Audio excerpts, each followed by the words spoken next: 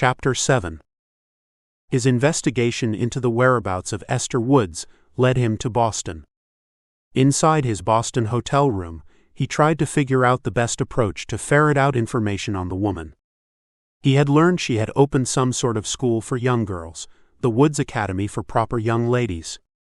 Something about this case seemed wrong. If the woman had stolen those shares from the Warrant family, he would expect her to run and hide, not open a school. It didn't seem the kind of behavior one would see with a thief. However, past history taught him a hard lesson when it came to women. They never did what one would expect. Maybe she was that smug about her crime and truly thought she had gotten away with it. He should inform his client where she was and head back to Chicago.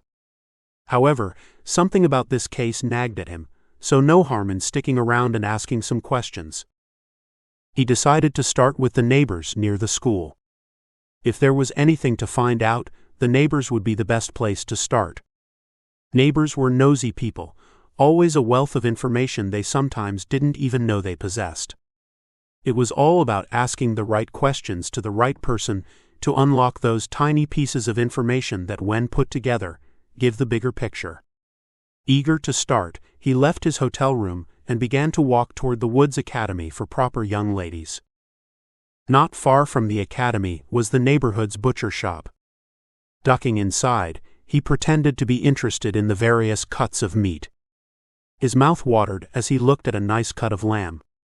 On the rare occasion there was a bit extra money, his mother prepared a lamb stew. His brothers and himself never failed to dig in with gusto on those occasions. After a few minutes of perusing the meats on display, and he turned to the butcher. "What can you tell me about the girls' school down the road?" "You mean the Woods Academy?" "Yes, such a lovely young woman owns it," the butcher replied. "Does she come in here often?" "About once a week. Her and her chaperone come together." "What can you say about the kind of woman she is?" he asked. A strange look passed across the butcher's face. "I only ask because I am actually wanting to enroll my niece. I don't want to hand her over to just anyone who might be of poor moral character." Of course. I can assure you from all I have seen and heard, Ms. Woods and those she employs are of high moral character. True proper ladies they are." The butcher beamed at John. "Your niece would be in great hands at the academy." He made his way out of the butcher shop and had similar conversations with several neighbors. Everyone he spoke to said the same things about the proper Ms. Woods. There were, however, some mistruths he had uncovered. Those living or working in the neighborhood believed Ms. Woods was from a proper family in New York. It seemed she went out of her way to sell the made-up story to people. He couldn't blame her for not wanting people to know she was actually the daughter of a Chicago woman who had run a whorehouse. Information like that would ruin her reputation. No family would allow their daughters to attend any school run by a woman of such birth. However, if she lied about her past, what else was she lying about? He learned a long time ago that most people did not stop with one lie. No, people who lied tended to tell many lies. But did lying about her past really make her a thief? When he finished speaking with the neighbors, he headed to meet Ms. Woods herself. He knew exactly how to get her to talk to him, and with his plan in place, he gave the door a few raps with the heavy brass knocker. It did not take long for an Oriental woman to lead him to an office where she left him alone. Taking advantage of being left alone, he quickly snooped through some papers on her desk. Nothing out of the ordinary, applications from parents for their daughters, and an appointment calendar. He did not see any financial ledger or journal. Not knowing how long it would take for the woman to join him, he decided not to risk getting caught looking for one. Ms. Woods entered the office, appearing a bit impatient. John reached up and used his index finger to loosen his collar that was instantly too tight against his neck. She was even lovelier in person. Her dark hair pulled into a bun at the crown of her head, and loose curls framed her face, and blue eyes shined bright in her oval face. A woman like her could charm a man into almost anything. A man had to be careful with this one. "Ms. Woods, thank you for meeting with me. I know I should have sent you a request first, but to be honest, I am desperate. He let the words rush out. I am sorry, mister. What did you say your name was? She eyed him coolly. Mr. O'Brien, ma'am. He reached out his hand and she stared at it but never took it. What is of such urgency that you came unannounced? Her tiny hands were fisted the sides of her skirt. She reminded him of a skittish kitten. It is my niece, ma'am. My brother-in-law is insisting on sending her here. He paused and watched as she silently regarded him. I had to come in person to make sure he was not making a mistake in sending young Agnes here to your school. On the spot, he let his mother's name slip free. Well, he couldn't keep saying his niece. The girl would obviously have to have a name, and his mother's name was as good as any. You care that much about what happens to your niece? Her voice warmed slightly, not completely but slightly. Yes, ma'am. I don't want her somewhere that will cause her any harm. Harm. I can assure you that the young ladies who attend this academy are never harmed. However, they are pushed to become proper young ladies. Indignation laced her every word. My apologies. I meant no disrespect to you. I am just concerned for Agnes. If you would like, I can arrange for you to meet the rest of the staff here at a later date. Say end of this week? That would be perfect. He thanked her again and left the academy. Walking back to the hotel, he wondered not for the first time if he should notify his client and be done with it. However, a niggling feeling that something was wrong with his client's account of events still bothered him. It couldn't hurt to stay and gather a bit more information. After all, if he uncovered where Ms. Woods hid the shares, it would make it easier for his client to get them back. Then the law could deal with Ms. Woods. Once back at the hotel, he notified the maid that he would be in need of a bath. A blush crept up her cheeks and her head bobbed up and down. John suspected the pretty maid had some very improper thoughts going on inside her head. He went to his room and gathered his personal items and took them down to the baths. The Tremont house was luxury at its finest, with running water and baths down on the lower level. Chapter 8. The next day, John made his way to the local telegraph office. The operator looked about as bored as John felt today. He hated the idea of waiting around until the end of the week before meeting with Ms. Woods again. Never one to sit around, he was a man of action, and he needed some action today. I need to send a message. The telegraph operator just looked at him and raised a reddish-blonde eyebrow. This was not the first time he had sent a message, and the operator just looked at him without speaking. It was becoming such a regular occurrence that he truly wondered if the companies didn't purposely hire mutes. Or the operators were so used to dealing in beeps that perhaps they forgot how to speak in a normal way. Whatever the reason, John found it disturbing. A boyish part of him wanted to start beeping at the operator, but to give in to the urge would be childish and rude. Taking a deep breath, he tamped down the urge. I need the following message to go to Chicago for a Mrs. Agnes O'Brien, he said, then waited for the operator to look back up at him. I am in Boston, stop. I will be home in 2 weeks' time, stop. He withdrew a few coins and laid them down for the operator. Turning, he walked out. He hoped the message reached its destination. He knew how much his mother worried about her sons when they were not home. She truly was a strong woman, and John admired his mother. She was the only woman he could trust without reserve. Well, for the most part. She still tried, even though he was grown, to convince him fairies and wee folk existed. He smiled at the memory and headed for the butcher shop near Ms. Woods's school. If he was lucky, he would see her and her companion there today. He had been a detective long enough to realize that looks could be deceiving. A devious thief could be lurking under those sharp eyes and kissable lips. However, he found himself wondering more about what her full lips would feel like than how to discover where she hid the stolen shares. Daydreaming of kissing those lush lips, he bumped into something solid. Losing his footing, he found himself landing with a hard thud. He looked up to see the object of his daydreams staring down at him. The look on her face said she was offended and none too concerned for his well-being. "Pardon me, ma'am," he managed to say as he gained his feet under him.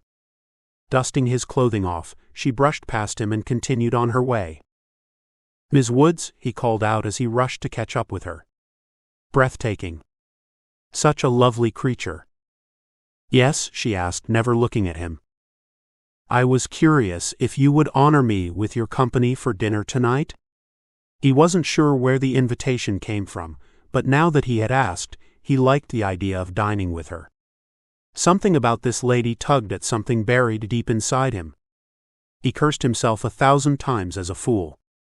She was a stranger. How could he feel anything for her? "Mr. O'Brien, you can come by the academy as discussed yesterday to learn more about what we do. However, I am an engaged lady and dinner would be most improper." She twirled the parasol in her hand, the top spun above her head, drawing his attention. "Bring your chaperone. I am not from here, and would love to not dine alone." Confliction played across her face while she looked at him as she continued to twirl the parasol. He knew she was considering his offer. The fact that she was considering it spoke volumes. She may be engaged, but she is not happy. He may not know a lot about women, but he knew that happy women didn't consider offers from other men. "Mr. O'Brien, it would still be very improper." She cocked her head and regarded him in a way that made him struggle not to grab her and kiss her senseless right her on the street for all of Boston to see. "Would an invite extended to you and your fiancée be considered proper enough?" He had only offered to dine with the other man because he was curious about what type of man would win the hand of the proper, not so proper, Ms. Woods. "I shall send the invitation to him and let you know." "Where are you staying?" "The Tremont House." He watched as she nodded and then proceeded to leave him standing there on the street alone. Never once had she inquired about his physical well-being after having fallen practically at her feet. Esther sent Mrs. Wong to Charles's office with the invitation to dinner. While she waited for her maid to return, she busied herself with the new applications that had arrived. Several applications indicated the families lived out west. A girl's education was limited in itself, but it was worse out west. In some cases, no schools existed, and children were limited to what their mothers taught them. She read the applications again for girls living out west, and selected all 6 girls. These girls were in the most need of her school. Girls born just like her, disadvantaged. At least she had her grandparents to rescue her, and now these girls would have her. She finished the final acceptance letter as Mrs. Wong entered her office. Placing the letter off to the side, she put her hands in her lap and looked at her maid. "Did Charles's accept the invitation to dinner?" "Yes, ma'am. He says he come at 6 evening time." "Thank you, Mrs. Wong. Would you please let Mr. O'Brien know that we shall arrive at 6:45 for dinner?" "Yes, ma'am." Mrs. Wong nodded and slightly bowed as she backed out of the room. That evening she stood within her private quarters and paced the sitting room. She had done this for the last 20 minutes to the point where Mary had chided her. Mary never failed to chide her when she would obsessively pace. She was unsure why she had so much nervous energy bouncing around inside her. It was simply a dinner with a gentleman looking to ensure the school would be a safe place for his niece. It wasn't as if she would be dining alone with him. Her fiancé would be accompanying them, so all was proper. No risk of rumors or any hint of impropriety. She reached the wall and turned again, walking the same well-worn path. "Esther, please, you are making me a wreck." "Come sit down," Mary said, patting the space next to her. "I cannot help it. I feel like I am bubbling up inside," Esther complained as she turned and paced across the room again. "I know it is not your Charles causing you to feel this way. Perhaps it is more your Mr. O'Brien that has you all up in a gander." Mary asked, then let loose a giggle when Esther turned and stared in horror at her. "How dare you be so rude as to say such a thing to me?" He is not my Mr. O'Brien. I am an engaged woman." Mary simply giggled some more, and then sat quietly as Esther continued to pace and wring her hands. Mrs. Wong escorted Charles in promptly at 6 o'clock. He greeted Mary, and she simply smiled in return. Esther stopped her pacing and went to Charles. He leaned down and chastely kissed her cheek, then inquired if she was ready to leave. Nodding in answer, she took his offered arm. He held her hand as she climbed up into the carriage. Turning, he offered a hand to help Mary into the carriage, before climbing up in the seat opposite. The carriage ride to the Tremont house was one of silence. She couldn't get an idea of what Charles thought, or how he felt about this dinner invitation out of her head. Nothing in his manners gave his mood away. She did hope that he would be more talkative during dinner. The last thing she wanted was to make their host feel uncomfortable. Inside the Tremont house, Mr. O'Brien greeted them in the lobby. After a brief introduction, they headed for the hotel restaurant. Once seated, she watched as Charles eyed the establishment.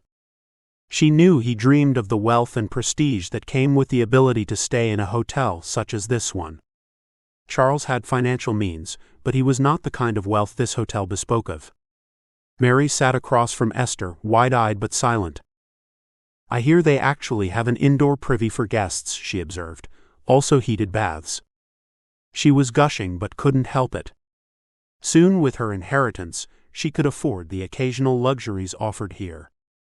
"Yes, they do. The history of this hotel is fascinating," Mr. O'Brien commented. "What I find fascinating is that you can afford to stay in a place such as this," Charles stated. "I beg your pardon?" Mr. O'Brien asked, raising one dark eyebrow. "You are Irish. I have never met any Irish that could afford to stay in a hotel built to cater to gentlemen." "Not all Irish are poor, Mr. Chesterfield." Mr. O'Brien waved the waitress over and ordered a carafe of coffee. When the waitress walked away, he turned back to Charles, and his dark eyes blazed with anger. Esther shrank under the heat of his gaze. She knew Charles had pushed a button, and hoped he apologized before the situation turned unpleasant. "Poor or not, there is no place in polite society for your kind. Mark my word, that once married, I will put an end to my fiancé's penchant for taking in the wrong kinds, and trying to make them into ladies." Standing, he held his hand out for Esther. "We are leaving. There is no place at the Woods Academy for proper young ladies for your niece." Esther struggled to keep from falling as Charles drug her by her hand behind him. He forcefully shoved her up and into the carriage. She screamed out in shock as she sprawled across the bench, her garments bunched around her, hindering her ability to get seated. Shoving down on her skirts and crinoline, she managed after several attempts to get herself straightened on the bench. Once settled, she moved over for Mary to climb in beside her. She was fuming mad as she waited for Charles to climb in and settle himself. "Charles, what was that all about? You were very rude to Mr. O'Brien." His rudeness toward the other man set her nerves on end. "Rude? Surely, dear, you can see that his kind has no place amongst ours. He is nothing more than a shanty Mick, and no amount of money, manners, or suit is going to change that." He gave her a boyish smile that infuriated her more. "Mary is Irish, and I have never seen you rude to her before. So why was it different with Mr. O'Brien?" Poor Mary. She wondered how Charles's words affected her companion. So far, Mary had been silent through the whole unpleasant ordeal. Mary is a companion. She knows her place, and is not trying to pass herself off as something she isn't, unlike Mr. O'Brien. He leaned forward and took her hands in his. "You must trust me, Esther, to look after you and keep you from unsavory people. Even establishments around the city have signs saying ENA, which means Irish need not apply. They place those signs right next to the no dogs allowed signs. Esther, that should tell you not to involve yourself with these kinds of people." She pulled her hands free and stared at the corner of the carriage. She hated how he spoke down to her, treated her as if she were too young or dim-witted to know how to look out for herself. Sometimes she wondered if that was how he viewed all women, or if she had done something that would portray her that way. If it was the latter, she wished she knew how to rectify the problem. She was not weak or dim-witted. Chapter 9. Still fuming a week later, he boarded the train back to Chicago. There were so many aspects of this case that puzzled him. His client claimed that Ms. Woods stole his father's shares, yet everything about her personality was the opposite of a thief. The money to open the school had come from selling her mother's brothel. Nothing indicated that she was living the kind of luxury one would live if they had that kind of money. Her fiancé, though, was a different matter. That man sat way too high on his horse. Maybe opposites did attract.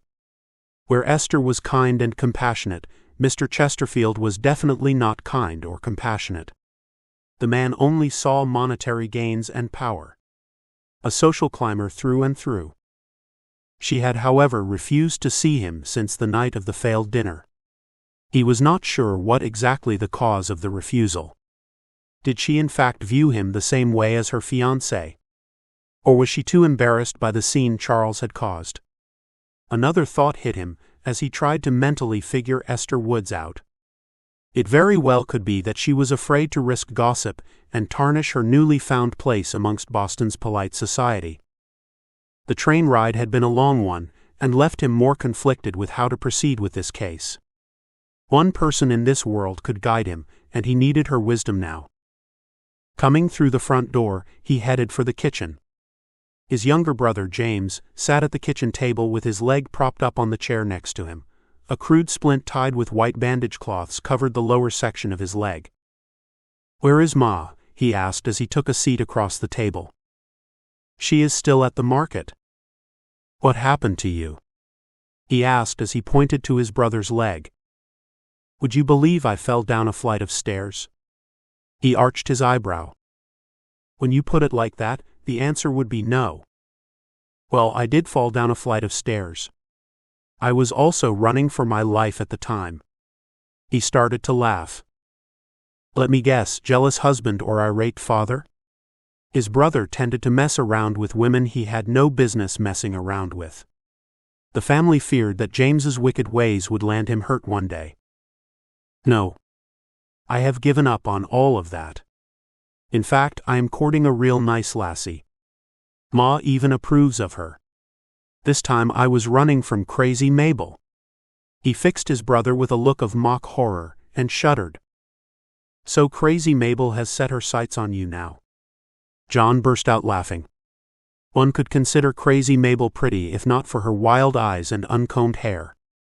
It wasn't unusual to witness her talking to herself or people that only she could see. She had a habit of getting very familiar with a man, right there on the street for all to witness. Men tried hard to avoid her. "Don't laugh at me. You didn't think it was funny when she was trying to sink her claws into you not so long ago." "It wasn't funny then. Now it is funny." He couldn't help himself as he started to laugh again. It hit him though that James's leg was broken and stopped laughing. "What about work? There is no way you can go into the meat packing plant like that." "I know. I spoke with Mr. Dempsey, and he said I could return once the splint comes off. The thing is, the doctor said I had to wear this contraption for several weeks." He gave a wave of his hand. "Which doctor did the splint?" Some of the doctors in the area that were affordable were quacks. He did not want his brother being treated by some drunken quack. Hard telling what kind of permanent damage James would suffer as a result. The dear Dr. O'Brien. Or should I say, the soon-to-be Dr. O'Brien. He smiled when John offered him a puzzled look. "Matthew is the one treating you?" He shouldn't be surprised. After all, it is what everyone had been working so hard for. Until this moment, it was an abstract idea. Now staring at the splint, the abstract became reality. It helps that we have someone in the family who is trained in these matters. So much cheaper on the purse. He grabbed the amber-colored bottle setting on the table and took a swig. His face scrunched up against the foul taste. Laudanum. Such nasty stuff. But the pain is unbearable without it. John helped his brother into their mother's bedroom on the main floor of the house. Someone had brought his bed downstairs and set it up against the wall. Getting James settled onto the bed, he went back to the kitchen table. He came to Chicago to speak with his mother about this case. He needed her guidance. Seeing his brother with a broken leg meant the family could not afford for him to not see this case through. Innocent or guilty, it was not his place to decide. His job was to find her and report her location to his client, which he would do as soon as he assured she was still in the area. He wondered about the girl James's mentioned. With the talk about him being out of work, John forgot to ask. He just hoped his brother didn't find himself in the same situation he had been in before. Leaving the house, he headed into the office. Several Pinkerton detectives were sitting at their desks. They waved or called out a greeting as he walked past. Sitting at his desk, he penned a letter to Mr. Warner, informing him of the location of Ester Woods. Grabbing the file, he walked back out. Toby Dresden stood by his desk putting papers into his satchel. "Toby, I need you to deliver this to William Warner. His information is in the file," he said as he handed the young boy the information. He took a deep breath and resolved that this was the best course of action. He was hired to find Ms. Woods, and he did what he was hired to do. It was as simple as that. His desire these last few days of wanting to get to know the woman went against the ethics of his job. It was not his place to determine her guilt or innocence. His job was to do what the client paid him to do and walk away. "Of course, Mr. O'Brien, I will have it delivered today," he responded as he took the file and letter. A pang of guilt tugged at his conscience. No matter how much he told himself he was just doing his job, he knew better. He was doing this to punish her for the behavior of her arrogant fiancé. He knew she couldn't control how the other man behaved, but he had expected to at least have heard from her since that night. Instead, a week had gone by and she had not reached out to him. More so, she refused to see him each time he had gone to the academy. If he knew why she had avoided him, then he could better understand what he needed to do. It didn't matter that he was a respected Pinkerton agent. As a man away from the badge, he was still just a shanty Mick that even a bastard woman like Ms. Woods felt superior to. It stung, and a man's pride could only take so much. He would take being a shanty Mick to being called a lace-curtain Irish by his own people. To Americans, he was inferior, and to his own people, he was seen as trying to betray his roots and curry favor with the American Protestants. Finished with the work at hand, he headed back home. When he arrived, his mother stood at the stove stirring what would be tonight's dinner in a large aluminum pot. He went up behind her and gently squeezed her shoulders as he placed a kiss on top her head. She was his rock, his shelter in the storm. In this house she turned into a home. All the O'Brien boys found nothing but love and acceptance, even if the outside world shunned them. To John, no greater woman lived than this one. John, my dear boy, you are home." She let go of the big spoon and turned to wrap her arms around him. He hugged her back briefly before joining his brother Matthew at the table. "James said you were the one to patch him back up." "I did the best I could. Sadly, he is a difficult patient to work with." "Difficult patient?" "The man is a difficult son," Agnes called over her shoulder. "I won't deny that," Matthew said. "So, I thought you were working some big case." "Not a big case. Just had to find someone who may or may not want to be found." "And did you find this person?" "I found her. Now the job is done." Her lovely face replaced the image of the kitchen. He almost wished he was not so good at his job. That he had never found her. Why couldn't she have hid herself better from her past here in Chicago? "You do not sound so happy, son," Agnes stated.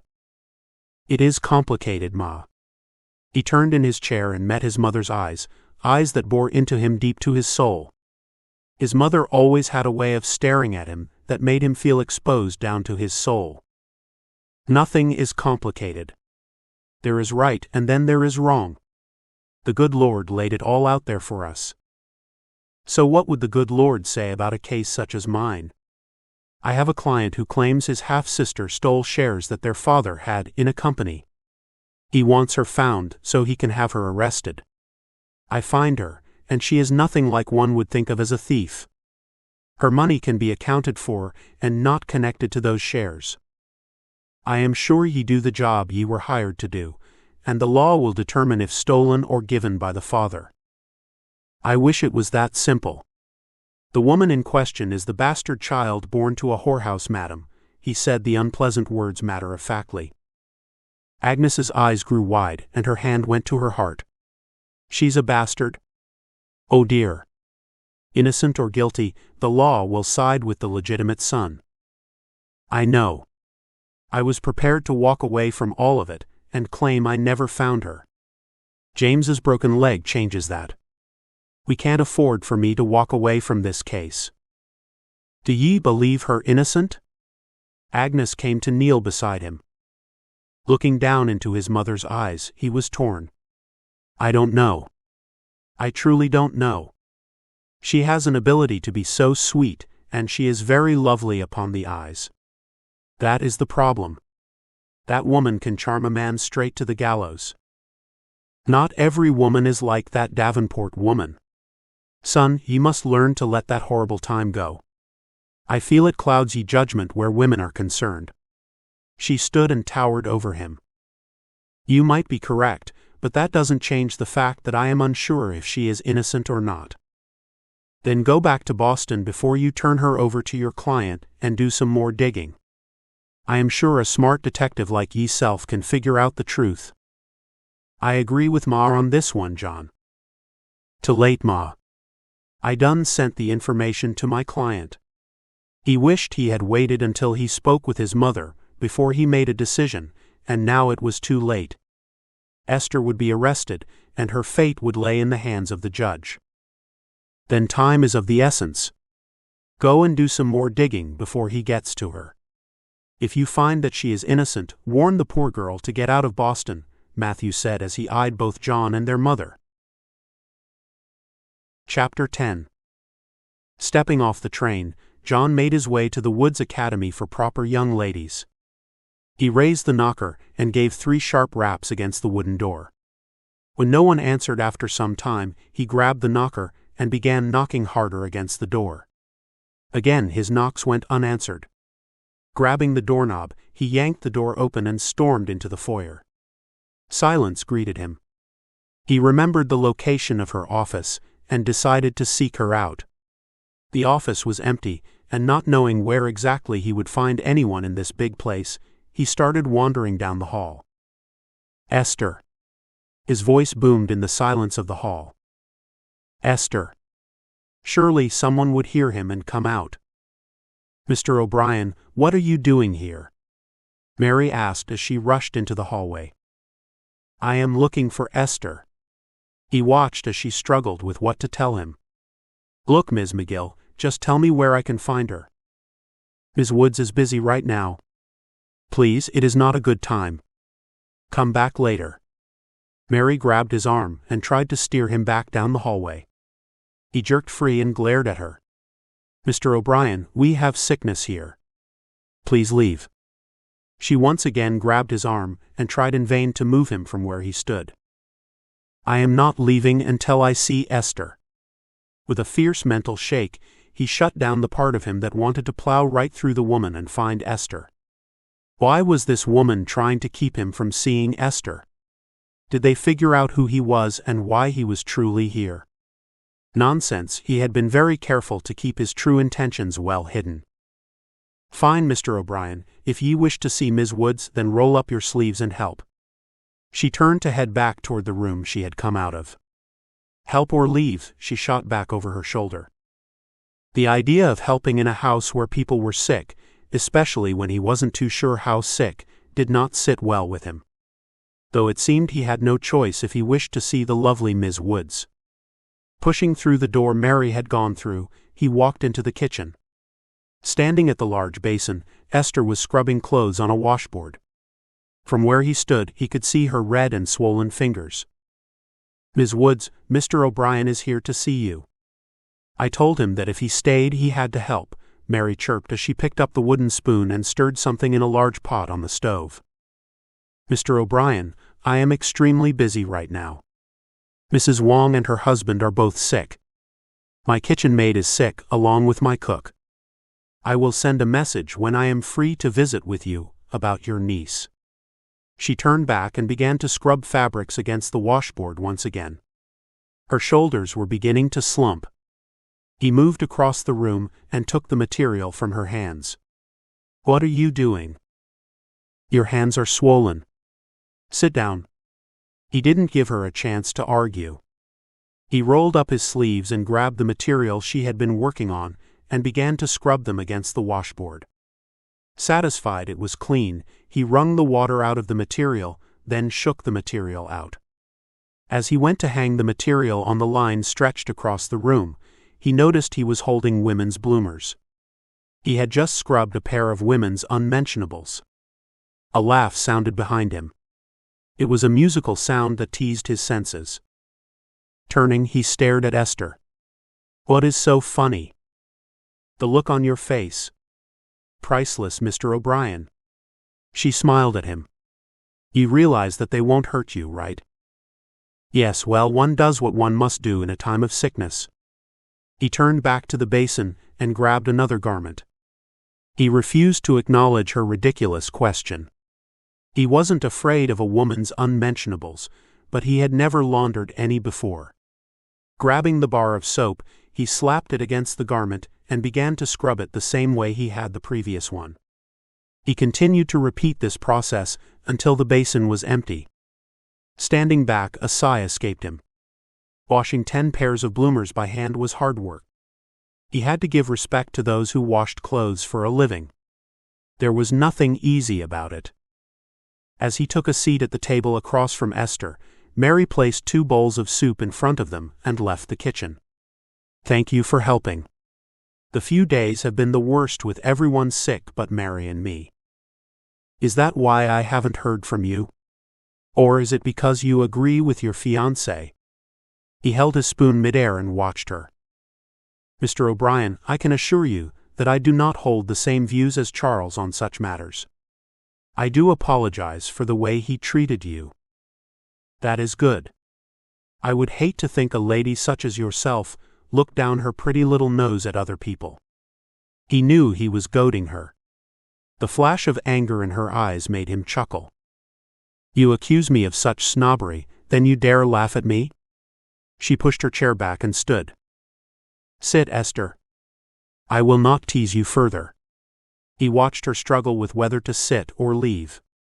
"Please sit, Ester." She took her seat and picked her spoon back up. "You do not have permission to be so familiar with me. It is Ms. Woods." "We shall see." He had the last word as they both focused on the meager soup prepared by Mary. He had to admit that while it was mostly a watery broth with scarcely any vegetables, it was still very flavorful. Mary was a genius with her ability to turn bland food into something delightful. He made a mental note to thank her.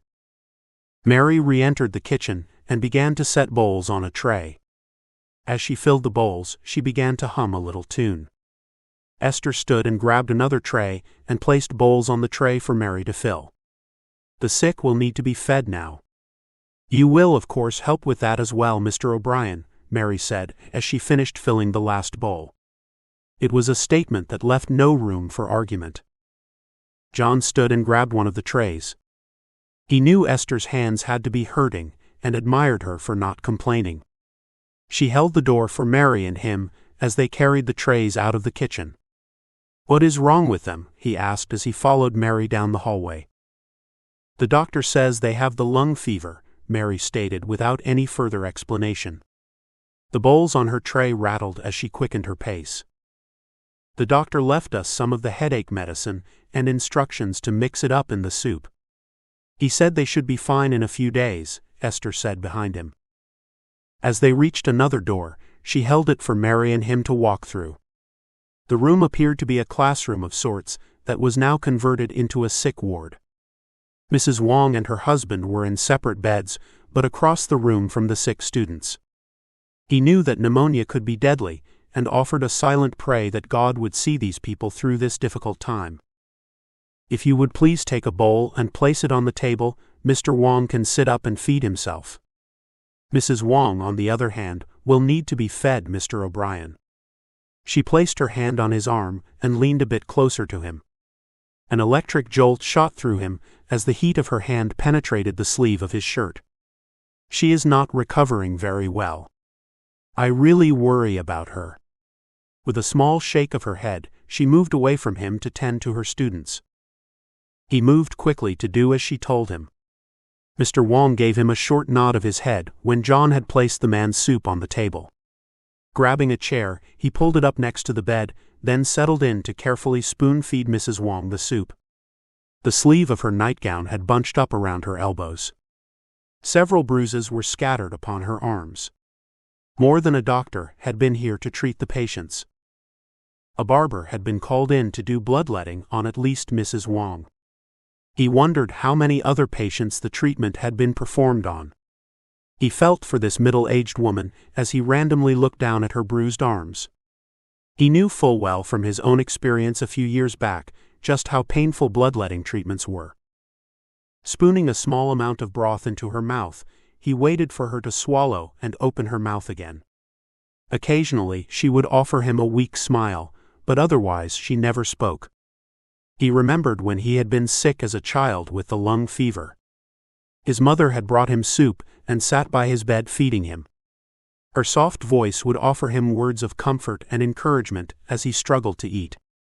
He doubted Mrs. Wong would appreciate him talking to her the way his mother did, so he remained quiet. Behind him, he could hear Esther's soft voice offer those kinds of words of compassion to her young students as she helped them with their soup. When everything that had to be done was done, Esther and Mary thanked him for his help, then sent him on his way. Stepping out into the cool night air, John smiled to himself. The lovely Miss Woods was nothing like he had expected. She had a kindness to her that he found refreshing, a stark contrast to her fiancé. He wondered what she saw in that man. From his one brief encounter and, of course, investigation skills, he learned the man was a snobbish social climber. Kind, compassionate women didn't try to marry men like Mr. Chesterfield. Something was going on here, and his curiosity wanted to unravel the mystery. What he saw of Esther tonight sent a pang of guilt to his conscience about sending the letter to his client. She could potentially be a liar and a thief, he reminded himself. Just because she showed kindness toward sick young girls and servants in her care did not change that fact. He would do good to remember to not let her looks and sweet nature cloud his judgment. It was important he uncovered the truth before it was too late.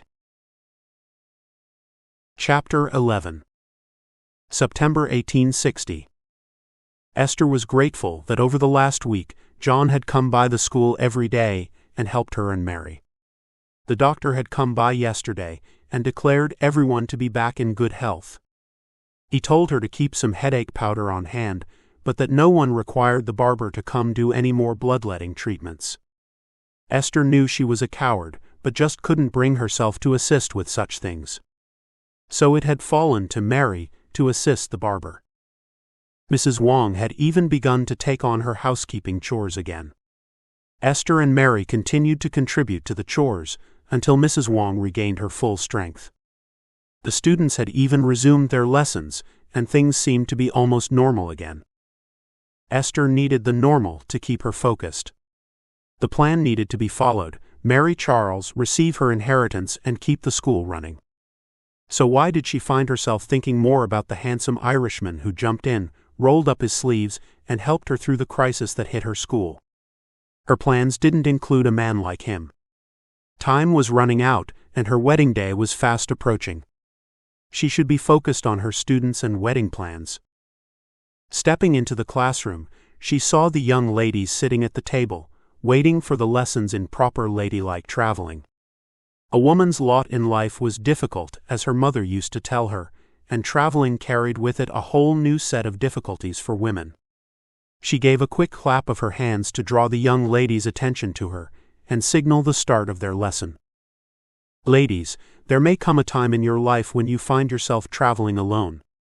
During such a time, a man may try to engage with you in casual conversation. Ladies, you must not encourage such behavior. Politely respond in monosyllabic answers. This will show him your lack of interest in speaking with him, and he will leave you alone. I have traveled with my father before by train on several occasions, and I have engaged in some very lively conversations with gentlemen seated near us, Anna Brewster piped up. Yes, Ms. Anna, when traveling with one's father, it is acceptable to engage in conversation with male travelers. However, it is never ladylike to do such things when traveling alone, she informed the young girls. In addition, elderly ladies and widows are allowed the freedom to have casual conversations with male traveling companions. Why is it acceptable when with one's father, but not when alone? Emily Schneider asked. In the company of one's father, they can trust the judgment of their father on who is safe to speak with, and who is not. Secondly, a male is less likely to behave in a way that is unacceptable when a lady is being protected by her father. The girls nodded their heads as they agreed with the logic presented to them, and the lack of argument pleased Esther. They were young and just entering a phase in their lives where their reputation was paramount to everything in life, yet young enough to possibly challenge society's rules. She hoped she instilled in them enough training that they were able to conduct themselves in a manner that never risked their reputations. Ms. Woods, there is a gentleman in your office that insists it is urgent that he speaks with you, Mrs. Wong interrupted. Mary is already in your office waiting for you. Thank you, Mrs. Wong. Ladies, take out your needlepoints and work on those while I am gone. She wondered who the gentleman could be that insisted to speak with her. Normally, gentlemen did not come to the school. However, since the arrival of Mr. O'Brien, nothing had been normal. The thought of the Irishman made her smile. She quickly admonished herself for having thoughts of Mr. O'Brien. She was an engaged woman after all, and should not be thinking of another man. She stepped into her office and saw a familiar-looking man leaning against her desk. She tried to remember where she knew him from, but couldn't place him. She motioned for him to take a seat in the chair across from her at the desk, as she took her seat. What can I do for you? She asked in her best no-nonsense voice. She wasn't about to open the door for another would-be student's uncle, or other male relative to come waltzing in and becoming too familiar with her and her school. No one stubborn Irishman was enough male invasion she could handle. Well, Esther, first off, you can give me what is rightfully mine, he demanded, still standing staring down at her from across the desk. I am sorry, I am not sure what you are talking about. Who are you? When her eyes met his, she realized where she knew him from. He was the man she ran into outside Mr. McGill's office. The evil hard look remained in his eyes. A shiver ran down her spine, and every fiber of her being wanted to bolt from the room. I want this school and the money you got from selling the Peacock Club, he said so matter-of-factly that it seemed he really thought he had a right to demand such a thing. I have no clue who you are, but I can tell you that I will be doing no such thing. Taking a deep breath, she willed herself to remain calm and in control.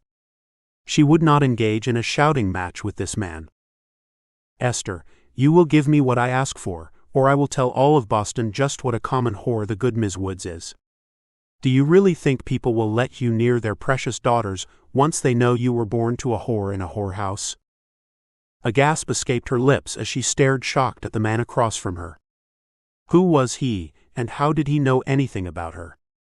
No, this could not be happening.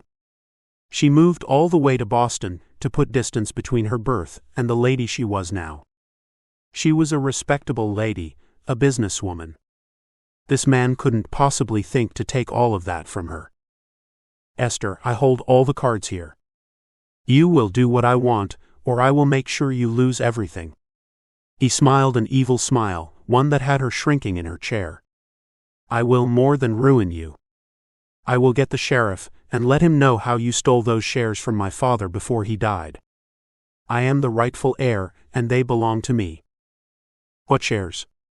I don't know what you are talking about. I didn't steal anything from you. Mary is a witness to you coming here. She will tell the sheriff how you came in here and threatened me, she yelled at him. Yes, well, who do you think the sheriff will believe? The rightful heir or the bastard child? Oh, and I doubt your Irish friend here would be taken too seriously either.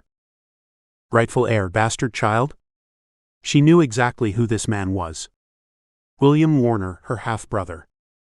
In that moment, the room began to close in around her. She gulped hard, trying to get air into her lungs. Her heart pounded. Gulping, she tried to suck air into her lungs, but it felt like someone had squeezed them shut. Faintly, over the roar of her blood rushing in her ears, she heard him say that he would give her 3 weeks to make a decision. 3 weeks? How could she make such an important decision in 3 weeks? She tried to stand, but blackness sucked her under. She blinked several times, and Mary's face hovering over her came into focus. A terrible pain throbbed on the side of her head. Reaching up, she gently touched her head and discovered a small lump. You hit your head when you fell. That pompous ass didn't even try to catch you. He just stood and watched you fall before he left. Mary helped her up off the floor and back into her chair. Do you need anything, Ms. Woods? No, Mary, I will be fine. Just hurts a bit. What are you going to do? She knew Mary wasn't referring to her head. Having no answer, she simply shook her head. She needed time to think things through. She could give him the school and what money was left. Then her secret was safe, and she could marry Charles and have her inheritance. Or, she could stand her ground and take the risk that William would ruin her reputation. In which case, she would lose the school, along with it her inheritance. Why were her mother's choices placed upon her to bear the burden? They were not her sins, but she was punished for them all the same. Sins of the father visited upon the son, and all of that also applied to mothers and daughters. Society held no place for people like her. I don't know, she whispered. Well, I know that I am going to send a telegram to my uncle. Surely he will have some answers. Mary wrung her hands, looking as distraught as Esther felt inside. Mary, you can't send a telegram. What if the operator says something to someone? Then word will get out, and that in itself will ruin me. She placed her hands over her face and let the tears fall. Don't worry, Ms. Woods, I will be very discreet in the message I send him. We need his help, he is after all your lawyer now. She started to leave the room, then turned back.